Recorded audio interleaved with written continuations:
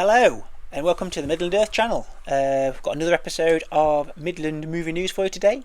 Another 4 stories from the week just gone that we're going to discuss, and we want to get your views on it, and we're going to give you our views on it. So the show is going to consist of talking about a new adaptation of the arcade game House of the Dead.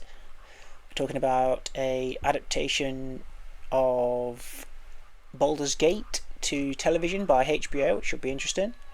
Scarlett Johansson is going to head a new version of The Exorcist, and potentially we're getting another Pirates of the Caribbean, so with Margot Robbie heading that up. So all quite interesting adaptations and reimaginings going off today. So shall we start with the arcade classic that is House of the Dead? Yeah, why not? This is going to be apparently starring the Superman famed Isabela Merced, who played Hawk Girl in the most recent adaptation of the Man of Steel. That's why I recognise her. Oh yeah, she had like a helmet on for a lot of that film, but yeah, I think she's been in quite a few things recently. She seems to be a rising young star in Hollywood, I think. Yeah, it was Alien Romulus, and she was also in season 2 of The Last of Us. I've not quite caught up on that yet. Was it Craig Mazin who's putting the adaptation together for this? Also was involved in The Last of Us, and I saw series 1 and it was really good.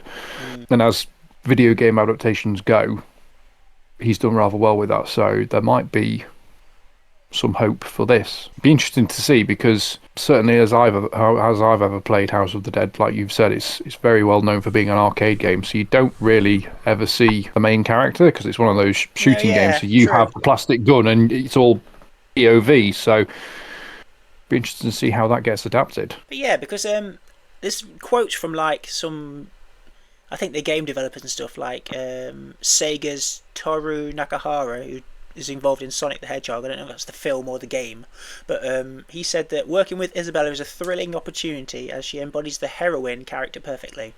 So there must be characters in the game at some point that maybe I've just not come across. Yeah, I think memory serves, I think you probably do see them in the cutscenes, but then obviously when it doesn't do the cutscenes, you are purely looking at it in first person. So interesting to see how it's shot as well. If it's like, because it says we're dedicated to crafting a visually striking and immersive experience by introducing compelling actors and terrifying creatures that will bring the House of the Dead universe to life on the big screen. So I don't know. The worryingly though, this, I think they're going to be directed by the guy who did the Resident Evil films, Paul W.S. Anderson, which doesn't fill me with a lot of hope. But, no, because like I enjoyed the first one, but I feel like they got slowly like more. Yeah, as video game adaptations go, I mean they're not highly praised, are they? You know what I mean? But no, not anymore. They're not. No, I feel like they were just a vehicle for. Is it Mila Jovovich or whatever her name was? Yeah, but yes, she was in all of them, and obviously Paul W.S. Anderson was involved in all 6 films, whether it was writing or directing or both. I mean, just looking at it now, I mean, the first one had a rating of 6.6 out of 10 on IMDb. And that's probably the one I've seen the most. And then after that, in terms of the ratings, they just go down from there. 6.1, 6.2, 5.8, 5.3, 5.5, 5.2. So depending on how much he's going to be involved in this new series, could be a hit and miss. But it says he's producing it apparently. Yeah. So, but on the flip side of that, as I mentioned, if you've got Craig Mazin who was involved in The Last of Us, then was he involved in The Last of Us? Possibly. I can't remember. Anderson? Yeah. I don't think so. Not as far as I know. Either way, They're It could. They're touting it as a tentpole franchise as well, so I don't know. But Could be interesting. Sounds like Sega's getting big into movies from the looks of it. I've mentioned in previous episodes that we've done, there are good games out there that are well driven based on their stories that could be adapted quite well for television. House of the Dead wouldn't have been one that came straight to my mind, but it's got potential. Everyone likes a zombie-based story. Walking Dead, that got 11, 12 series and about 3 or 4 spin-offs. Does it say that this is a TV series or is it a movie? I can't remember. It says at the top we brought TV adaptation. Game to TV. Oh, so, okay. I couldn't remember what it said, but I don't know how you drag that. How do you make that into a TV show? I don't know. Like the premise of the game is a bit. How would you do that? They're going to have to get creative in terms of the plot. Very, very creative. Maybe they'll dive more into sort of the lore side of it as to how the zombies within that universe came about. As noted on the details we've got, obviously this is a groundbreaking, fast-paced horror shooter because it was one of the first to give the zombies the ability to run. So maybe they'll have to delve into that type of things because obviously before this game came along, we were used to things like Dawn of the Dead and things like that, where it was all very much slow-paced, moving zombies. That if they were in a horde, you'd be screwed. But if it's singly on their own, is it Sega that also owns Street Fighter now, or is that someone else? It's Capcom. Oh, is it? Okay. I tell you, video games are proper intensifying now, aren't they, when it comes to TV and film adaptations? Definitely. Well, again, like I say, there are ones out there that are, because they are story driven, because that's the sort of thing that people like to play these days. You don't just want constant button bashing. You want something that's story and character driven. So the more that you've got, the more you can then create into TV and film. I suppose it makes sense, though, really, because I suppose games over the past few years have got a lot more cinematic, haven't they? You know what I mean? Like they're a lot more. The cutscenes are a lot more intensified and stuff. You know what I mean? But yeah, it should be interesting. It's got a good bunch of people around it, so hopefully it'll be a good one and not another Resident Evil series that goes on for far too long and lacks depth or interest. Yeah. Hopefully it's more of a Last of Us and less of a Resident Evil. But yeah. And I wonder if it'll be a good launching pad. Well, not a launching pad because she's already kind of famous, but a good stepping stone for Isabela Merced, hopefully. Quite possibly. Let us know in the comments if you ever used to play House of the Dead. If you think it's ripe for adaptation, I don't know. But let us know in the comments. Certainly an odd one for me, but...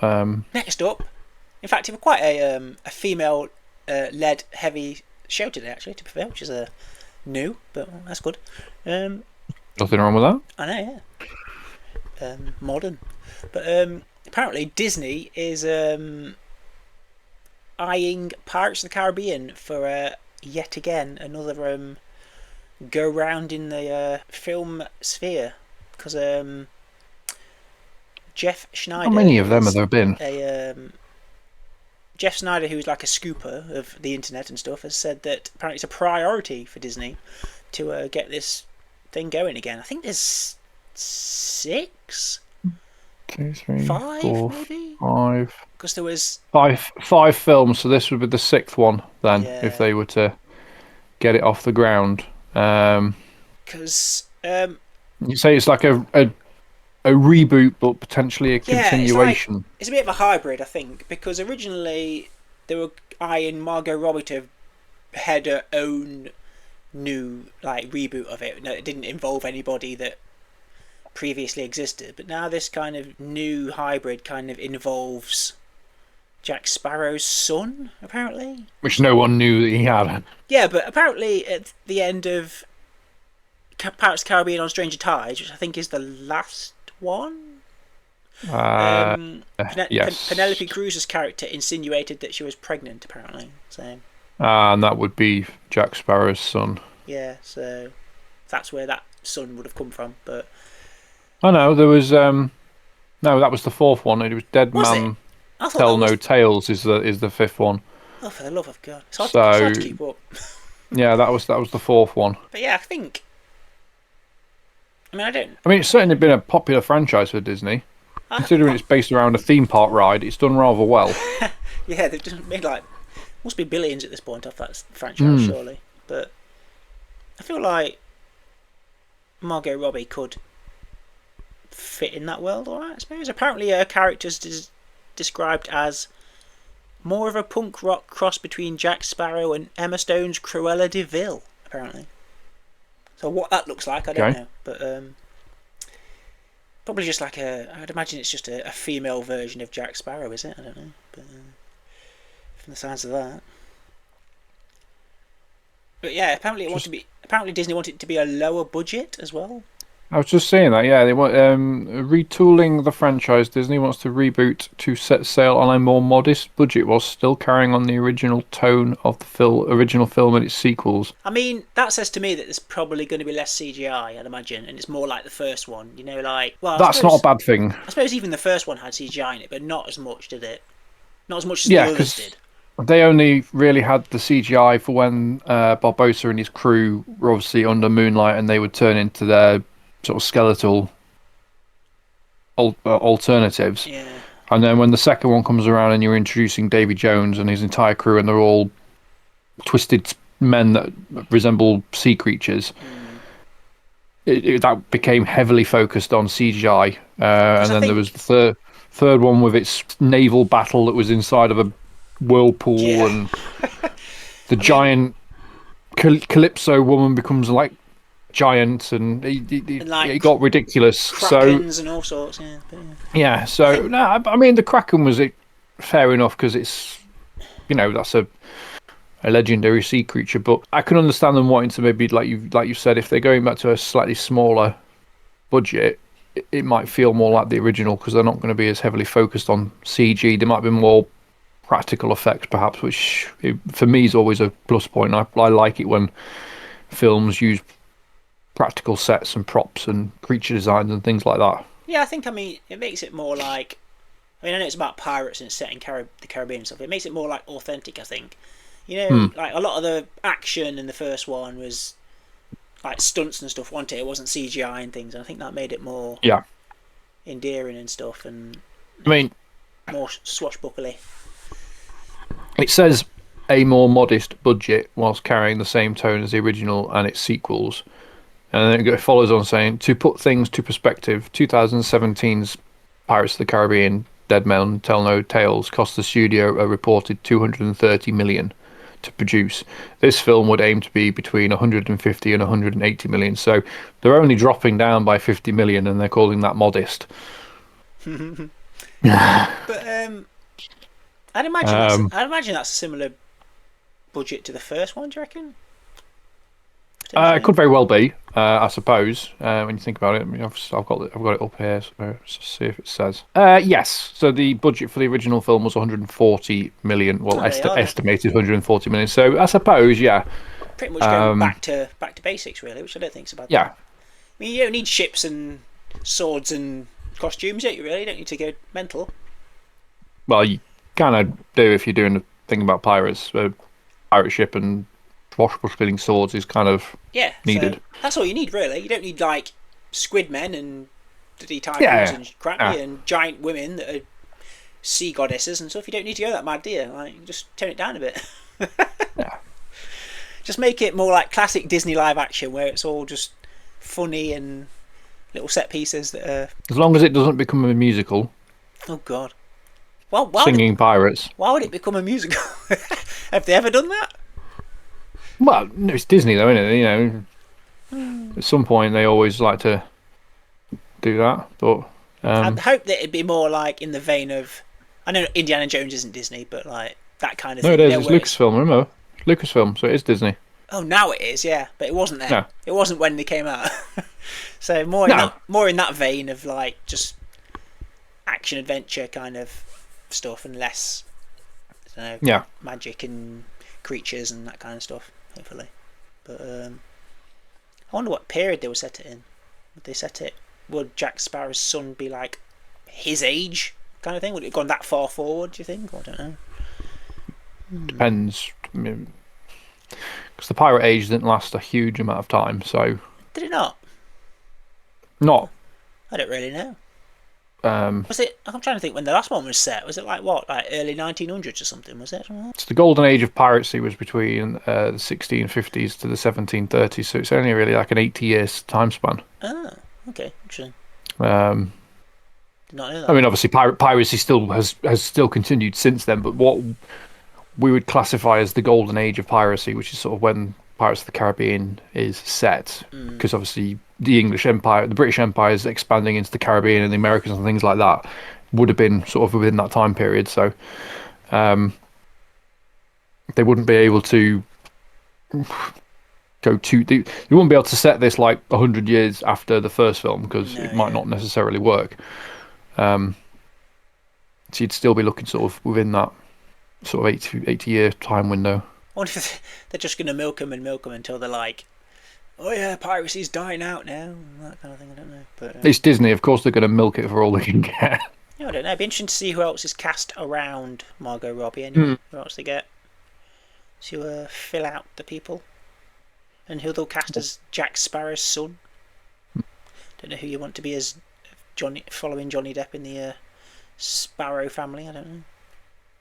I think if they are going to go down the route of Jack Sparrow's son, you're going to be looking at a relatively young actor because they're probably going to be, the character's probably going to be in their early 20s. So, and with it being Disney, they're probably going to want a slightly good name. So I wouldn't be surprised if they were to look at Tom Holland or Timothée Chalamet, someone like that. But then because they're a big name to draw people in. I can't see them necessarily casting an unknown because if you look back at the original Pirates of the Caribbean film, obviously Johnny Depp was quite big because he'd been in all of Tim Burton's early films and made his name through that. Keira Knightley had done obviously quite a few rom-coms and whatnot. Orlando Bloom had just been in Lord of the Rings, so his stock was very high. Jeffrey Rush, probably to us when we were first watching it, was probably the unknown, but he was obviously already at that point an established actor. So I can't see them turning around and going, you know what, we're going to have an unknown play Jack Sparrow's son. It'll more than likely be someone in like the vein of Tom Holland or Timothée Chalamet or probably one of the kids from Stranger Things. Like Finn Wolfhard probably will end up playing his son. It's got to be somebody that can do action though. I can't imagine. That's what I mean. So it'd be someone like that. Maybe they'll turn around and go, actually, we won't make it Jack Sparrow's son, we'll make it Jack Sparrow's daughter, and it'll be Millie Bobby Brown. But then that'll be that kind of thing. Potentially, they've got to be a child of like Penelope Cruz and like Johnny Depp, so they can't be super pale, can they? No, but you can put makeup on them. Well, make them a different race with fake makeup. Tan. I don't know. Yeah. Wow. I thought we were past that. They did it with Robert Downey Jr. in Tropic Thunder. As a joke. That's funny. But yeah, I don't know. Let us know in the comments. Who do you think will be playing Jack Sparrow's unknown child in this film? And will he even know? Who would you like to see play this child? Do you even want to see the film? Do you know what I mean? Is it actually needed? Are you bored of pirates? Is it needed? I don't know. I do like piratey things, but I don't know if I need this franchise. Yeah, I do. I don't know if I like this franchise back again. I think you could just do something else piratey. But if you're excited for Pirates of the Caribbean, let us know. We are getting other piratey-based stuff. I know that Carl Urban's in some, I think it's either a TV series or a film that's based around pirates, so that'll be interesting. Yeah. It's good old One Piece on Netflix as well. Adaptation. Yeah. Live action adaptation, which is, I think it's doing alright, as far as I know. I've not heard loads of criticism of it, to be fair. Was it one of your favourites as well that did the music for it? Was it Hans Zimmer that did the music? Yeah. Pirates of the Caribbean. Are they going to bring him back, do you reckon? Definitely was Hans Zimmer. I don't know. I don't know if he's getting a bit big now, to be fair. I don't know if he'd come back to Pirates of the Caribbean. It's a bit... It's one of those franchises that helped launch his brand. Yeah, I suppose. Maybe. But I don't know if he's too busy doing Other things. prestige stuff. You know what I mean? Depends how much weight gets behind Depends this Pirates, I suppose. Depends what Christopher Nolan's doing at the time. Definitely. I wonder if he's doing the Odyssey. I don't know if he is or not. I think he is. Is he? It's either going to be him or what's it, isn't it? Oh, Ludwig Göransson. Yeah, so it'd be either him because he did what's it? Didn't he? Oppenheimer. So. We'll see. Maybe it'd be collaboration. Ooh, that'd be good. Yeah. Two legends. Yeah. Let us know in the comments your thoughts about the potential for a new Pirates of the Caribbean film. I wonder if it'll actually get off the ground this time. We'll see. Right, now for another adaptation and another Craig Mazin produced adaptation that's this time going to be by HBO, which is quite exciting. Baldur's Gate is being developed into a TV series, apparently. So that's quite exciting for all you D&D and Baldur's Gate lovers out there. Apparently it's going to be set after the most recent game, Baldur's Gate 3? Yeah, Baldur's Gate 3 was the most recent game, so the plan is that the story will take place after the game, so it'd be an original story, but I suppose it could also delve into existing sort of famous D&D campaigns to adapt. I'm assuming it's like lots of creatures and stuff, is it, and things like that in Baldur's Gate?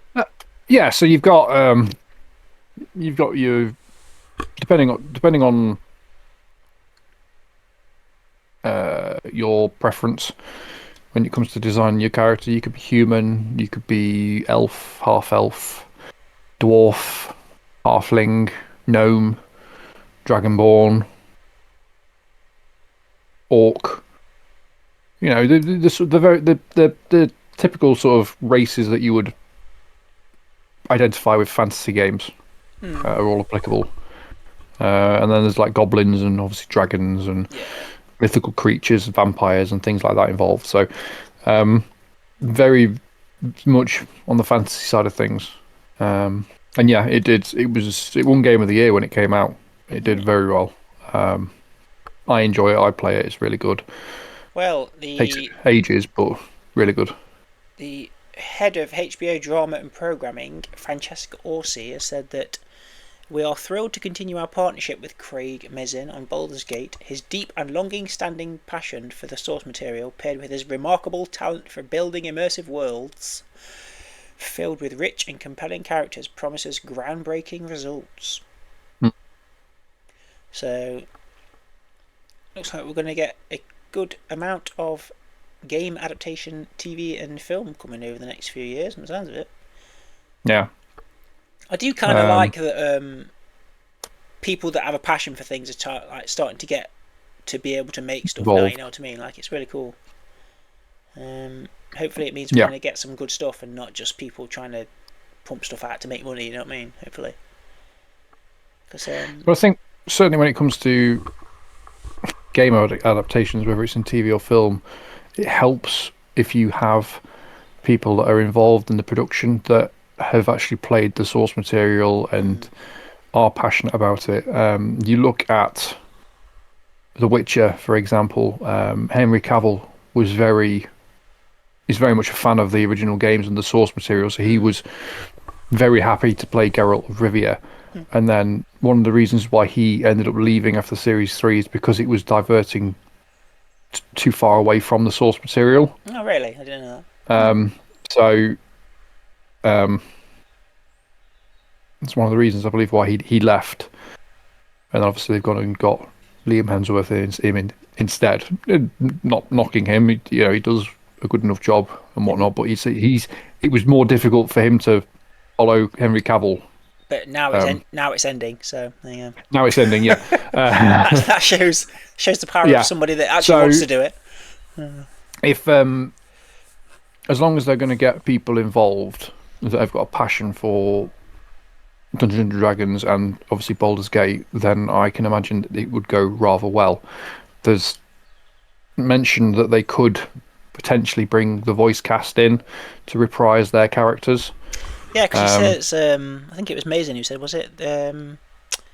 Mazin plans to approach Baldur's Gate 3 cast members with ideas for their participation in the TV adaptation. So yeah, that's cool. So you've already got a as I mentioned to you off camera, some of them do a YouTube channel where they are playing a D&D campaign as their characters. So they're still quite passionate about the world that they've been involved in and their characters. So I would imagine that they would be quite interested in reprising their roles for TV. I think I've seen, I saw, because they do like convention circuits and things like that.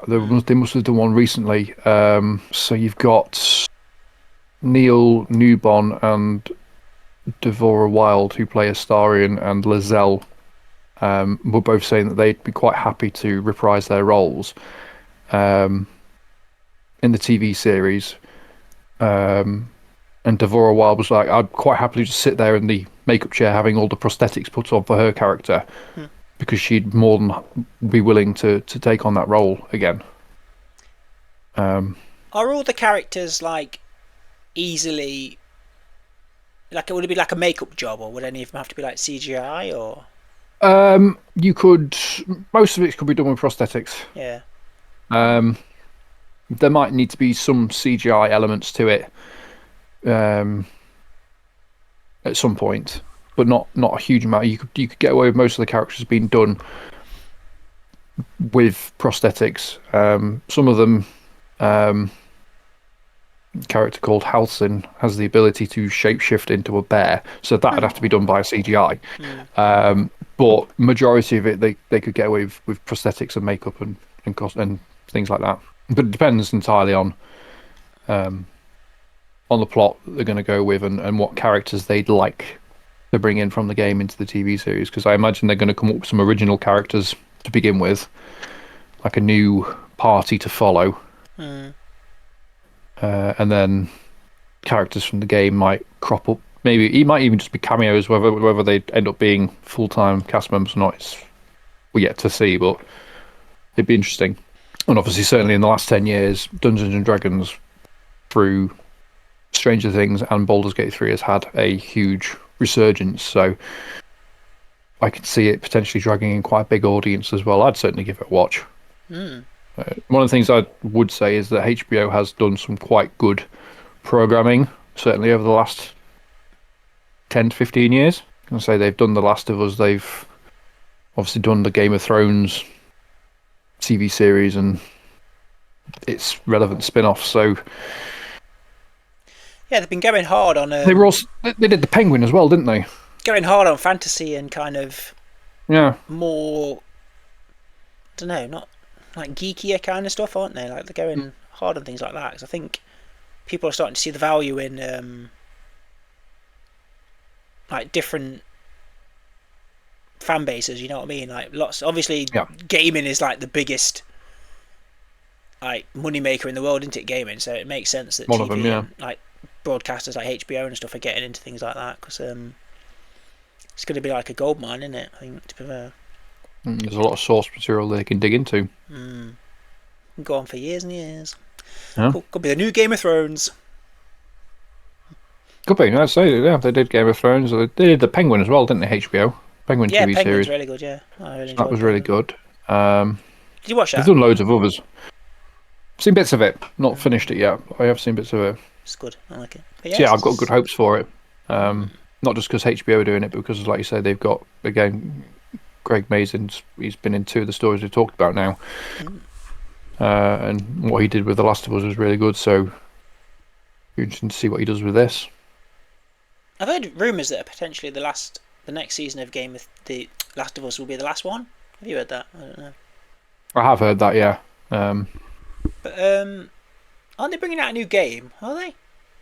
I have heard that they could potentially be doing a third one. So, if they do, I would imagine that they'd either try and get the game out before the TV series, or the production team of the TV series will know what the plot will be for the game to obviously mirror what that's going to do. But I think there was a bit of Was there some controversy with The Last of Us season 2? I can't remember because did they change things or something? I can't. I feel like I've heard that somewhere, but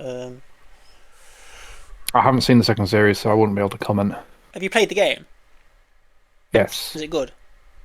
Oh yeah, wonderful game. Really good game. Both of them, 1 and 2. Again, it's very character and plot driven. Yeah. So.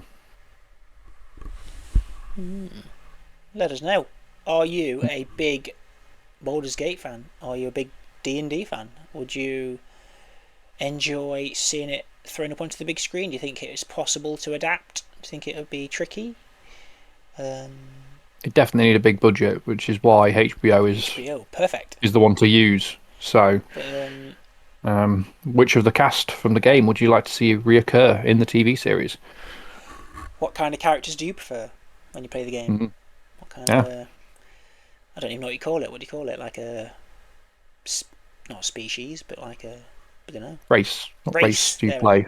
What race do you like to play? When I dabbled in D&D, I was a halfling. So yes, you were, weren't you? Yes. I didn't know what it was at the time, but yeah, I just picked that. I had to explain to him that halfling is another name for a hobbit. Yeah. It's funny though. His hobbit was going around carrying. His weapon of choice was a halberd. So something that was 3 times the size of him was the weapon of choice for his hobbit. Comedy value. And he also got the most kills as well. We never finished that campaign, did we? We never finished. We got into this instead. Oh yeah, we did. Maybe we'll go back and we'll do our D&D campaign as a TV series, as an episode series. Let that go on forever, wouldn't it? Yeah. Yeah, it would, but it'd be fun. Maybe. But yeah, finally, Mike Flanagan is apparently developing a reboot of the Exorcist franchise, and Scarlett Johansson is already attached, and potentially Chiwetel Ejiofor and Lawrence Fishburne are joining her. I'm glad you said his name. I always struggle with his name. What, Lawrence Fishburne? No. Oh, Chiwetel Ejiofor. Yeah. Do you really? I always struggle pronouncing his name. You can try now if you want. So yeah. No. I wouldn't want to offend. Yeah. No. I'm sure they're used to it by now. But yeah, apparently a couple of years ago there was another go at The Exorcist that was made by David Gordon Green called Exorcist. Where is it? Believer. Apparently, I don't recall this film, but I don't remember that one. It came out in 2023, and they were going to do a sequel, but then that just kind of collapsed. So Universal are trying again with Mike Flanagan, which I think would be quite good, to be fair, because I've enjoyed most of the things he's been attached to. I don't know about you, but I really enjoyed Haunting of Hill House, and what's he done recently? I feel like he's been attached to something else, hasn't he? Apparently he's recently done Stephen King adaptation of Life, Chuck. Yeah. I wouldn't mind seeing that, to be fair, because I always forget that Stephen King doesn't just do horror. Like, he does other things as well, doesn't he? So I always forget that. Yeah. I mean, he's known as one of the masters of horror, but he does do other things. That have created some brilliant films, to be fair, like Shawshank Redemption. That was Stephen King. What else is there? Stand By Me, Stephen King. I feel like that might be. Potentially. But I might be wrong. Let me know in the comments. But yeah, Scarlett Johansson. Another female-led franchise that's coming our way. Details apparently are under wraps for the new film, but potentially Johansson could be playing a small-town rookie detective who takes on a case involving inconceivable darkness. So that's very dramatic. That's just filed under rumour for now. It's not actually been substantiated by any facts, but apparently just looking Universal. Apparently Universal tried to talked to Charlize Theron about the role, and then she didn't want it. And then who else did they talk to? There was somebody else as well. Angelina Jolie didn't want it either, so they landed on Scarlett Johansson. So yeah. But I don't think. Looking at. What are you looking at? I'm just looking at the list of Stephen King books. Quite a lot of them have been adapted to film. Yeah, God, he must be the most adapted author ever. The Shining, Green Mile. That's a good film. Oh, I love that film. Running Man, which obviously came out last year again. Yeah. Carrie, Misery, Shawshank, as you've mentioned. The Long Walk, that came out last year. Doctor Sleep, which is obviously the sequel to The Shining, isn't it? Doctor Sleep's good. That's a dark film. Wow. Pet Sematary, The Mist, Under the Dome. That was a TV show. Yeah, but it's still an adaptation, though, isn't it? Dark Tower. Hey, there's loads. It's so. Children of the Corn. Have you seen Welcome to Derry yet? No. Welcome to Derry's mint. That's HBO as well, isn't it? Yeah, it's really good. I didn't really expect much from it, but it's mint. So yeah, he's had a lot of, and he is dubbed the King of Horror. So a majority of that are horror based, but it's surprising how many of those films are adapted, or how many of those books have been adapted to a film, and you don't necessarily realise it's Stephen King. So yeah, it'd be. But yeah, apparently, why was I just looking? Anyway, back to The Exorcist. This new film might be called The Exorcist Martyrs, apparently. Exorcist Martyrs? Martyrs, yeah, so I don't know. What did you think of the original Exorcist film? I'm not gonna lie. Did you enjoy it? When I was a child, I was probably far too young to be watching that film, and it probably scared me to death, I think. That original one. Because it was like infamous, wasn't it? Like when we were younger, kind of thing. It's like, because it got like banned and everything, didn't it? And banned, and then re-released, and people, craziness around that film. But I've not watched that for years now. I probably find it quite entertaining now, to be as an adult. But because I do like my horror films. But I don't know. It'd be interesting to see if they go as